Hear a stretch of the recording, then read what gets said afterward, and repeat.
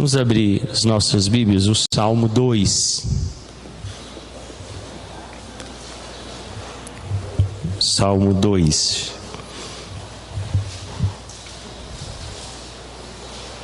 Vamos fazer a leitura do verso 1 até o verso de número 12.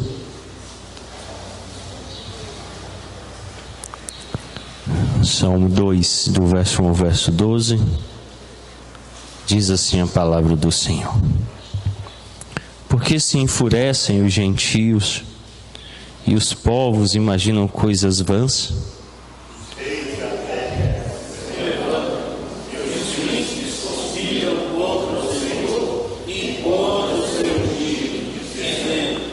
Rompamos os seus laços e sacudamos de nós as suas algemas.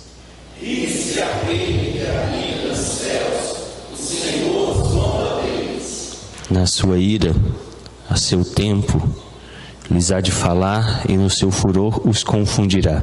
Eu, porém, constituí o meu reino sobre o meu santo monte Sião. Proclamarei o decreto do Senhor. Ele me disse: Tu és meu filho, e eu hoje te gerei.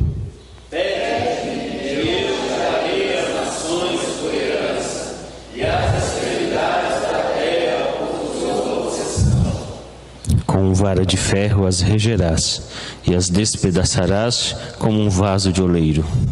Agora, pois, ó rei, seja prudente, deixai juízes da terra. Servi ao Senhor com temor e alegrai-vos nele com tremor. Deixai o filho para que não irrite, e não iniciais o caminho, porque quem pecou, se amará a ira. Bem-aventurados todos os que têm se refletido. Amém. Oremos. Pai, agora, tendo lido a palavra, rogamos que ela seja aplicada ao nosso coração, por intermédio do Espírito Santo. Rogamos que essa palavra nos edifique e console-nos para o nosso crescimento cristão. É o que oramos em nome de Cristo. Amém. Submissão ao Rei. Salmo 2, do verso 1 ao verso 12. Pequena série de sermões aí no livro dos Salmos. Temos aprendido que o livro, na verdade, é uma compilação de 5 livros. O livro 1 vai do Salmo 1 até o Salmo 41. O livro 2, Salmo 42 até o 72. O livro 3, Salmo 73 ao 89. E o livro 4, Salmo 90 até o Salmo 106. E fecha-se com o livro 5, Salmo 107 ao Salmo 150. Um editor posterior, que nós não conhecemos quem seja, compilou o livro completo dos Salmos como nós o conhecemos hoje.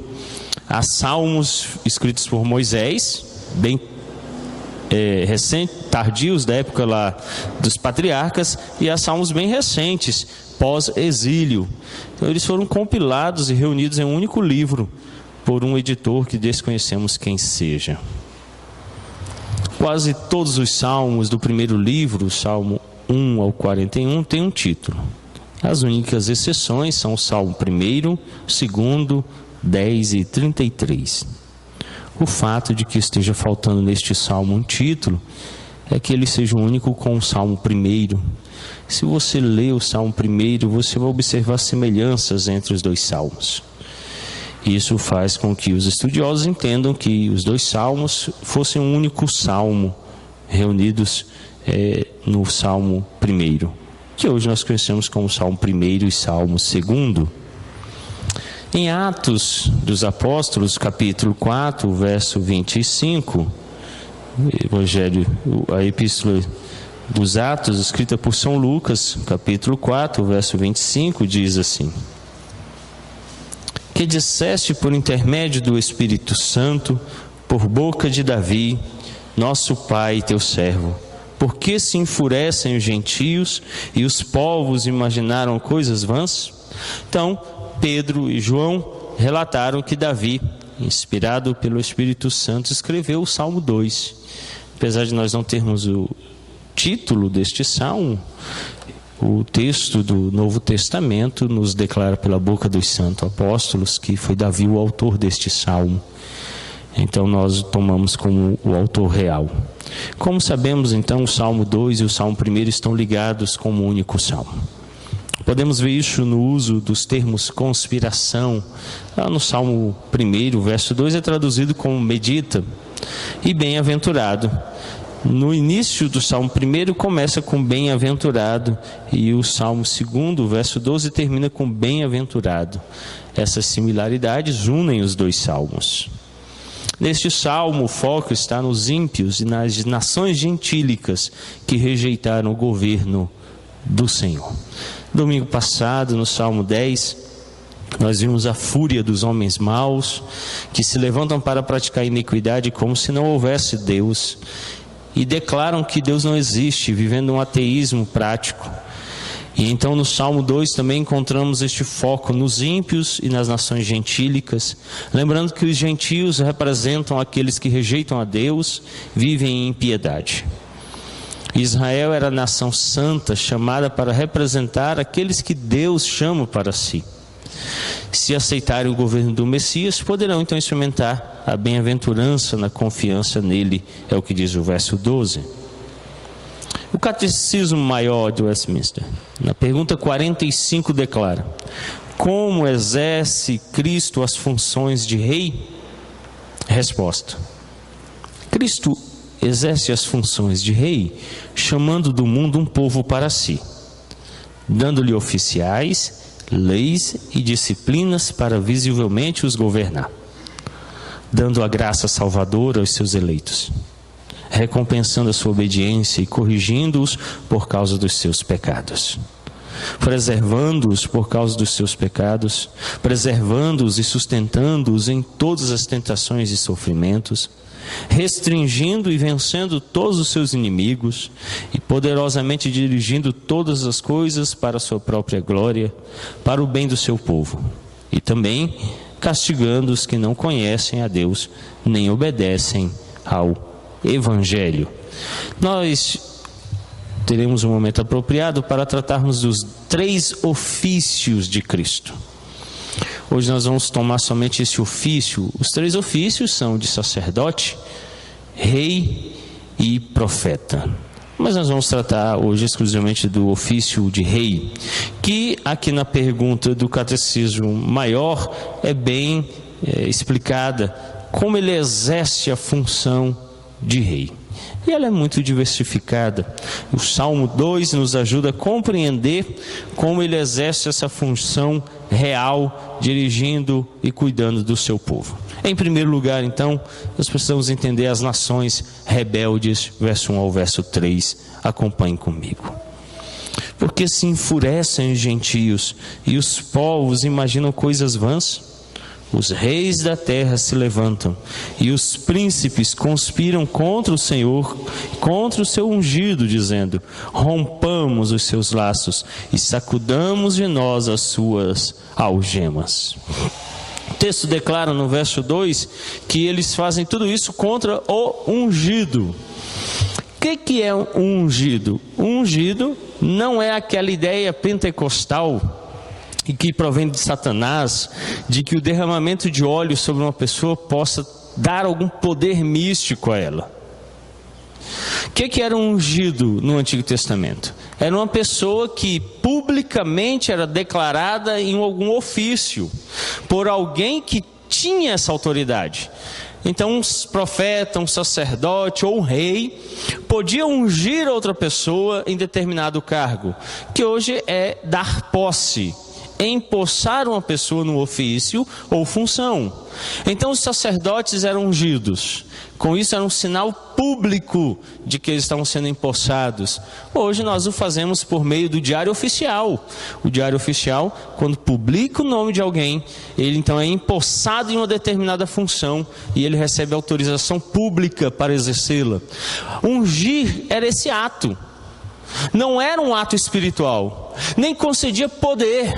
Ele simplesmente, publicamente, dizia às pessoas que aquela pessoa estava autorizada a cumprir aquele ofício, quando ungido rei, quando ungido profeta ou quando ungido sacerdote. O óleo era muito utilizado em Israel e nada tem a ver com esse óleo falsificado que é utilizado nas igrejas evangélicas, que denigre a glória de Deus e o poder do evangelho. Então o ungido é Jesus. Por isso o verso 2 declara com letra maiúscula ser ungido. O que Cristo é? Ele é o nosso rei, ele é o nosso profeta e o nosso sacerdote. E ele foi ungido, ele foi empossado pelo próprio Pai para cumprir o ofício de rei, sacerdote e profeta.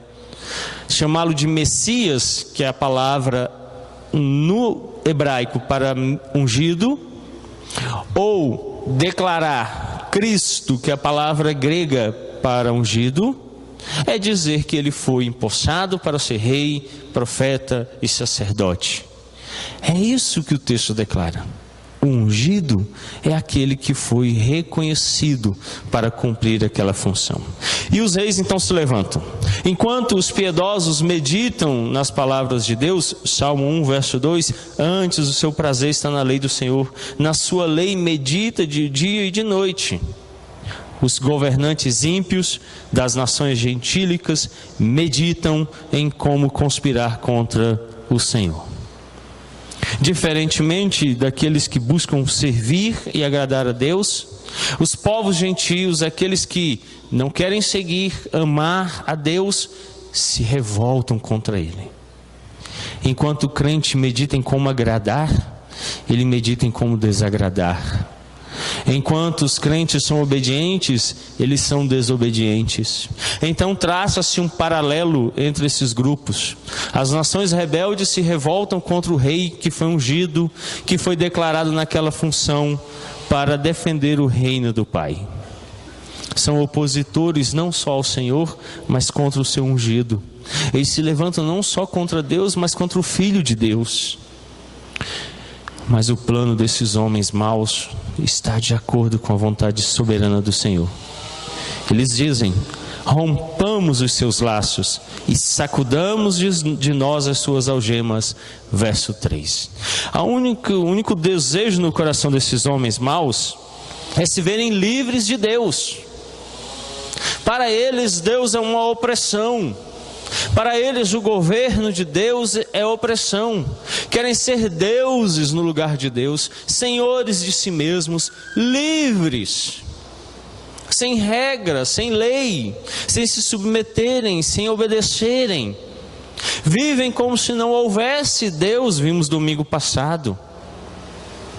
Essas pessoas são caracterizadas pela sua rebeldia, como Adão e Eva lá no jardim, que ao ouvirem de Satanás a proposta, se comerem, serão iguais a Deus. Olha a proposta do diabo: vocês não vão ser menores, vocês vão ser iguais, ele não reinará sobre vocês, vocês é que reinarão sobre este mundo. E os reis rebeldes então dizem: vamos nos livrar dos seus laços, das suas algemas. Ele não nos prenderá mais, não estaremos mais sob o seu cativeiro e domínio. É assim que o homem mau vive. Ele não quer se submeter à palavra da qual nós somos cativos. Daí o apóstolo São Paulo declara: eu sou escravo de Cristo, servo do Senhor. O termo que o apóstolo utiliza era um escravo mesmo em correntes e algemas. Não mais agora as algemas de Satanás nem do pecado, mas as de Cristo. E ele então se submete. Nós vimos em Efésios que ele nos comprou pelo seu próprio sangue e nos fez seus. Fomos comprados, adquiridos, somos propriedade dele, escravos literalmente. Mas os povos gentios, os rebeldes, querem se libertar do domínio do Senhor. Os homens pecaminosos nunca se dispõem a andar dentro das fronteiras que Deus impõe às suas criaturas. Eles querem se libertar dos limites impostos pelo Senhor e viverem em seus próprios limites. Em sua arrogância, declaram sua suposta liberdade e reivindicam ser senhores de si mesmos. No verso 2 ele diz assim: os reis da terra se levantam E os príncipes conspiram contra o Senhor e contra o seu ungido, dizendo: olha, se levantam altivamente contra Deus, conspiram contra o ungido, contra o Messias, o Cristo. Literalmente, eles são arrogantes e se declaram livres, senhores de si mesmos. Em segundo lugar, o governo de Deus. Versos 4 a 6. Ri-se aquele que habita nos céus, o Senhor zomba deles. Na sua ira, a seu tempo lhes há de falar, e no seu furor os confundirá. Eu, porém, constituí o meu rei sobre o meu santo monte Sião. Em contraste com a atividade do verso 1, onde se diz: porque se enfurecem os gentios e os povos imaginam coisas vãs, o Senhor é capaz de visualizar a trama dos homens lá do seu trono celestial. O verso 4 mostra isso muito claramente, que Deus ri, mas Ele é aquele que habita nos céus. O verso 2 declarou que os reis são da terra, mas Deus é dos céus. Ele zomba deles.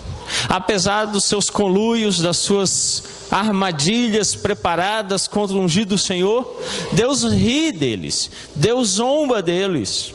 Não se engane, Deus está lá nos mais altos céus, vendo que os homens maus estão se unindo contra Ele, em desobediência, praticando o que é mal, tramando contra o ungido dele. Ele está governando tudo. Tem uma visão que Satanás introduziu na igreja, que vem do pensamento filosófico grego, chamado dualismo. O dualismo, ele sempre defende a ideia de que existem duas forças em oposição: bem e mal, Deus e Satanás. Precisamos entender que nada nem ninguém se opõe a Deus. Ele é onipotente. O termo oni, no latim, significa que Ele é todo o poder. Todo o poder se origina nele. E Satanás tem poder, não se engane, muito poder. Ele se transforma em anjo de luz. Ele faz descer fogo dos céus. Ele faz falsos milagres. E, se possível, ele engana até os eleitos. Mas ele tem um poder derivado de Deus. Deus é onisciente. Toda ciência, todo conhecimento vem dele. Ele é onipresente. Ele está em todo lugar e tudo existe nele. É por isso que Satanás não se opõe. No dia que ele intentou no seu coração, Deus imediatamente o derrotou. Não há oposição do diabo contra Deus. Ele se opõe contra a igreja, nós, meras criaturas pecadoras. Então a batalha é entre nós, a igreja, e o diabo, mas não contra Deus, o Altíssimo, entronizado no seu trono nos mais altos céus, de onde julga todas as coisas e dirige o universo com o seu poder soberano. É por isso que ele ri e zomba dos príncipes maus que se reuniram sobre a face da terra para ir contra ele. Mas no pentecostalismo, no neopentecostalismo, a ideia de um dualismo entre Deus e o diabo, e ambos estão medindo forças. Deus empurra e o diabo empurra. Deus empurra e o diabo empurra. E então você, como um falso Deus, pois o diabo disse que você era um Deus, com todo o seu poder interior, ordena, declara e vence. Mas lembrem-se que em Judas nos é dito pelo irmão do nosso Senhor Jesus Cristo, que nem o arcanjo Miguel se opôs a Satanás, nem proferiu contra ele juízo infamatório, antes o disse: que o Senhor te repreenda. Não foram palavras místicas, frases cunhadas por uma religião, mas o arcanjo Miguel simplesmente citou o profeta Zacarias: o Senhor te repreenda. É Deus quem o repreende. É Deus quem se opõe aos nossos inimigos. Domingo passado, no Salmo 10, aprendemos a confiar naquele que toma vingança por nós, que retribui o mal por nós. Não somos nós que tomamos a vingança em nossas mãos. Não somos nós que damos a paga aos homens maus. É Deus, porque eles se levantam contra Deus. Por isso o governo de Deus está presente. Ele dirige o universo, Ele dirige todas as coisas. No verso 5 ele declara: na sua ira, a seu tempo lhes há de falar, e no seu furor os confundirá. É no tempo dele. Eu posso orar clamando: porque tardas, ó Senhor, porque te demoras, porque estás longe. Mas é o tempo dele, é a vontade dele, é o dia dele. Não é a minha vontade, não é o meu tempo, não são os meus planos, é o plano de Deus, porque ele é quem governa. Deus mesmo então propiciará a seu povo uma realeza em Israel. Olha o capítulo 17 do 5º livro da lei de Moisés, chamado Deuteronômio, os versos 14 a 20.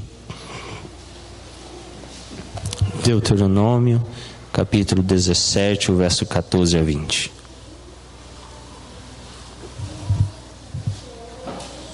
Quando entrares na terra que te dá o Senhor teu Deus, e a possuíres, e nela habitares, e disseres: estabelecerei sobre mim um rei, como todas as nações que se acham em redor de mim. Estabelecerás com efeito sobre ti como rei aquele que o Senhor teu Deus escolher. Homem estranho, que não seja dentre seus irmãos, não estabelecerás sobre ti, e sim um dentre eles. Porém, este não multiplicará para si cavalos, nem fará voltar o povo ao Egito para multiplicar cavalos, pois o Senhor vos disse: nunca mais voltareis por este caminho. Tampouco para si multiplicará mulheres, para que o seu coração se não desvie, nem multiplicará muito para si a prata ou o ouro. Também, quando se assentar no trono do seu reino, escreverá para si um translado desta lei num livro, do que está diante dos levitas sacerdotes. E o terá consigo, nele lerá todos os dias da sua vida, para que aprenda a temer o Senhor, seu Deus, a fim de guardar todas as palavras desta lei e estes estatutos, para os cumprir. E isso fará para que o seu coração não se eleve sobre seus irmãos, e não se aparte do mandamento, nem para a direita nem para a esquerda, de sorte que prolongue os dias do seu reino, ele e seus filhos, no meio de Israel. Deus mesmo dá ao seu povo um rei. Em Gênesis 3,15, nós encontramos uma promessa que nos é conhecida, o primeiro livro da lei de Moisés, capítulo 3, o verso 15. Porém, inimizade entre ti e a mulher, entre a tua descendência e o seu descendente. Este te ferirá a cabeça, e tu lhe ferirás o calcanhar. É prometido então aqui o descendente, que reinaria para sempre. Em 2 Samuel 7, de 1 a 17, vemos a promessa da descendência em Davi. 2 Samuel, capítulo 7, do verso 1 ao verso 17, mas leremos somente os 7 primeiros versículos. Sucedeu que, habitando o rei Davi em sua própria casa, tendo-lhe o Senhor dado descanso de todos os seus inimigos em redor, disse o rei ao profeta Natã: olha, eu moro em casa de cedros, e a arca de Deus se acha numa tenda. Disse Natã ao rei: vai, faze tudo quanto está no teu coração, porque o Senhor é contigo. Porém, naquela mesma noite, veio a palavra do Senhor a Natã, dizendo: vai, dize a meu servo Davi: assim diz o Senhor, edificar-me-ás tu casa para minha habitação? Porque em casa nenhuma habitei desde o dia em que fiz subir os filhos de Israel do Egito até o dia de hoje.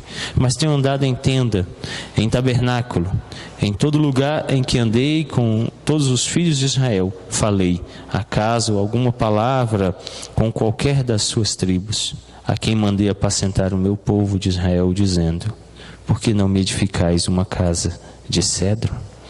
Nós vemos aqui então a promessa. Davi tinha tomado de novo a cidade santa, Jerusalém, e ali edificar a sua casa, e a proposta de Davi agora é edificar uma casa ao Senhor.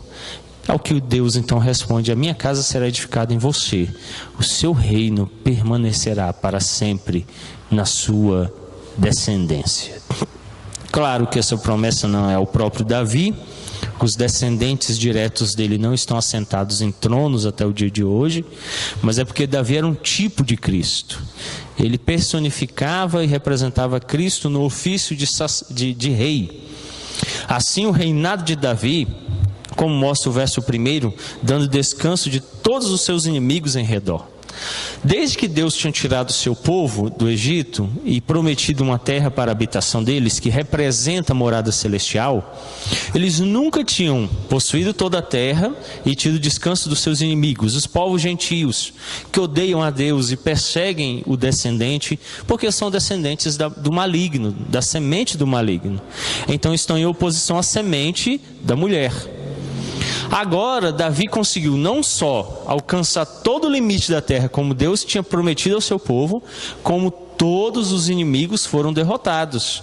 Aqui então se tipifica e representa a paz que obteremos no reinado de Cristo. Todos os inimigos serão derrotados e descansaremos na terra prometida. Então é essa promessa dada a Davi e seus descendentes, que se cumpre no seu descendente maior, que é Cristo. Basta ler lá em Mateus e em Lucas a genealogia de Jesus e você vai ver presente ali o nome de Davi. Davi é pai por genealogia de Cristo, e ele então é o descendente que definitivamente assumirá o trono e reinará para a paz do seu povo. Em terceiro lugar, há uma declaração de Deus ao seu filho. Olha os versos 7 a 9 do Salmo 2. Proclamarei o decreto do Senhor, ele me disse: tu és meu filho, eu hoje te gerei. Pede-me e eu te darei as nações por herança e as extremidades da terra por tua possessão. Com vara de ferro as regerás e as despedaçarás como um vaso de oleiro. Em outros salmos, o decreto do Senhor se refere ao estabelecimento de seu governo universal. Desculpem-me. Salmo 148, verso 6. Acompanhe comigo. Salmo 148, verso 6.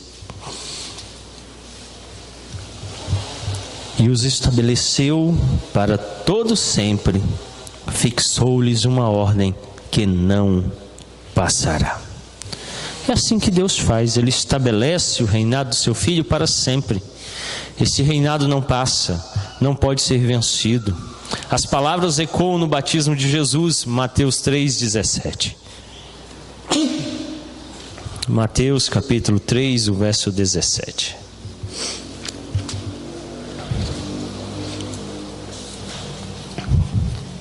E eis uma voz dos céus que dizia: eis o meu filho amado, em quem me comprazo. Também ecoa essa mesma palavra na transfiguração, Mateus 17, 5.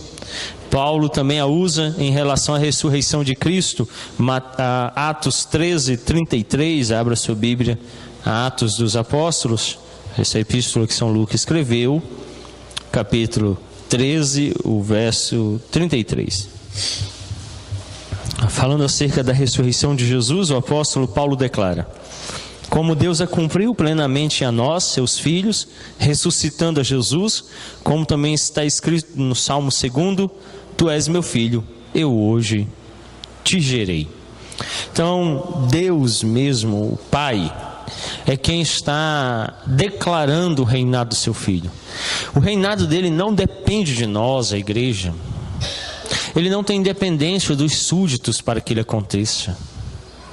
Ele está declarado pelo Pai. Espera aí, pastor, mas nós não temos uma participação como igreja? Sim, mas ela não é dependente de nós. Há uma falsa ideia propagada na igreja evangélica de que se nós não pregarmos o evangelho, não vai acontecer o reino. Mas ele mesmo, brincando conosco, diz assim: se vocês não pregarem, as pedras pregarão. Ora, pedra tem boca? Pedra fala? Claro que não. Ele está brincando. Pedras não podem fazê-lo. Mas ele está dizendo a si mesmo aquilo que é incapaz. Eu posso torná-lo capaz. Veja, por exemplo, no descendente, ele não é descendente de homens. Eva teve 2 filhos, Caim e Abel. 1 João declara que Caim era do maligno, da semente de Satanás, e matou o irmão. Ao que Eva então diz assim: com a ajuda do Senhor, tive um outro varão. E ela tem então um outro filho, que leva o nome de Deus. A mesma coisa aconteceu em toda a Escritura, Antigo e Novo Testamento. Mulheres estéreis eram chamadas por Deus, e Deus produzia nelas filhos que não vêm do homem. É uma ação milagrosa de Deus. Portanto, a sua descendência, a operação do seu poder, não é resultado da geração espontânea de filhos. Assim, o reinado dele é estabelecido pelo seu poder, não por nós. Somos instrumentos dependentes dele. Ele então sustenta o seu reino, e ele faz isso através do Filho, que ele declara: eu te gerei, eu te estabeleci, eu te entronizo. Cristo é ressurreto pelo próprio Pai. As nações rebeldes, verso 9 e 2: com vara de ferro as regerás, as despedaçarás como um vaso de oleiro. Olha o verso 2: os reis da terra se levantam, os príncipes conspiram contra o Senhor, contra o seu ungido, dizendo: descobrirão que seu cetro não é apenas um bastão simbólico, mas é um cetro de ferro que é capaz de espalhá-los em pedaços. É uma mensagem que a igreja precisa restaurar: que o ímpio perecerá, que o ímpio será julgado por esse rei soberano, por esse rei que está entronizado. O catecismo declarou, na resposta à pergunta 45, que ele restringe o mal, ele restringe o pecado. Em seu reinado poderoso ele mesmo está agindo. Há uma visão muito errada que tem sido propagada por aí, contrária à graça comum, doutrina presbiteriana, na qual cremos que Deus, pelo seu poder soberano, usa os homens maus e os restringe pelo seu poder eterno. É por isso que o mal não é crescente a ponto de nos sucumbir. Ele está contido pelo poder eterno de Deus. Quarto lugar, um chamado então ao compromisso, verso 10 a 12. Agora, pois, ó reis, sede prudentes, deixai-vos advertir juízes da terra, servi ao Senhor com temor e alegrai-vos nele com tremor. Beijai o filho, para que não se irrite e não pereçais no caminho, porque dentro em pouco se lhe inflamará a ira. Bem-aventurados todos os que nele se refugiam. Aqui acontece então um chamado soberano e se dirige a esses reis. Lembrem-se do título dado a Cristo: ele é Rei dos Reis, Senhor dos Senhores. Então ele lida diretamente com os reis, não com os súditos. E ele conclama esses reis rebeldes a se arrependerem e a se dobrarem na presença dele. Os governantes terrenos só podem achar bênção para si e seus súditos quando se fazem subservientes às reivindicações do ungido. Enquanto eles não se dobrarem a Cristo, eles não podem ter bênçãos, eles não podem dar bênçãos duradouras e eternas. O chamado que lhes é dirigido é para que sirvam ao Senhor com temor e se regozijem com tremor na sua presença. Quantas vezes você declarou aos governantes deste tempo que se dobrem à presença de Cristo com temor e tremor? É isso que eles precisam. Tem de se tornar seus vassalos, pois é isso que o termo servir implica no verso 11. A ideia da expressão usada aí no versículo 11 para servir é ser vassalo, estar a serviço do rei, sob o domínio do rei. Nossos governantes não têm vivido debaixo do domínio do Senhor. As nossas autoridades não têm se dobrado sobre o poder desse rei poderoso. No verso 12, o termo usado para filho não é o termo usual para filho no hebraico, ben, mas é uma forma aramaica, bar. O aramaico era o idioma comum em boa parte do Oriente Próximo. O que o salmista faz então? Esse salmo é um salmo para fora da igreja. Se a expressão ben é uma expressão hebraica comum aos hebreus, ele a retira e usa uma expressão internacional para que os outros povos entendam. Ele é o filho, beijai-o. Ele está dizendo: beijem o príncipe, o filho do grande rei soberano, e rendam-se a ele. A nossa mensagem como igreja precisa ser clara para os governantes ímpios, para aqueles que estão fora, que odeiam a Deus, não servem, não se dobram diante dele, para que o reconheçam como filho soberano de Deus e se prostrem a ele. Às vezes a nossa mensagem evangélica ela é subliminar, está com palavras camufladas. A gente tem medo de dizer que eles estão pecando contra Deus, que o ofendem. Agora, no fim de ano, é muito comum estarmos com a família. E eu passei um bom tempo com família. E a gente que não é crente, não teme a Deus, não se lembra, não honra. E as palavras têm que às vezes deixar de ser medidas, precisam ser duras. E às vezes a gente tem que dizer que a forma como se portam e vivem ofende o grande rei do universo. Que precisam se dobrar imediatamente à presença dele. Mas nós temos tanto medo de fazer isso. E nos calamos. E eles vivem como se fossem reis do universo, senhores de si mesmos. Rejeitam o rei do universo. Fazem conluio contra ele. E devemos declarar: dobrem-se diante do Filho. E explicar que ele é o Filho soberano, a quem eles devem amar e a quem devem se render e prostrar-se. Todos os povos deveriam entender que o ungido é o único refúgio a proteger da tormenta da ira de Deus. Olha o verso 12: beijai o filho, para que não se irrite e não pereçais no caminho, porque dentro em pouco se lhe inflamará a ira. Bem-aventurados todos os que nele se refugiam. Essa é uma mensagem esquecida pela igreja. Essas pessoas estão irritando o filho.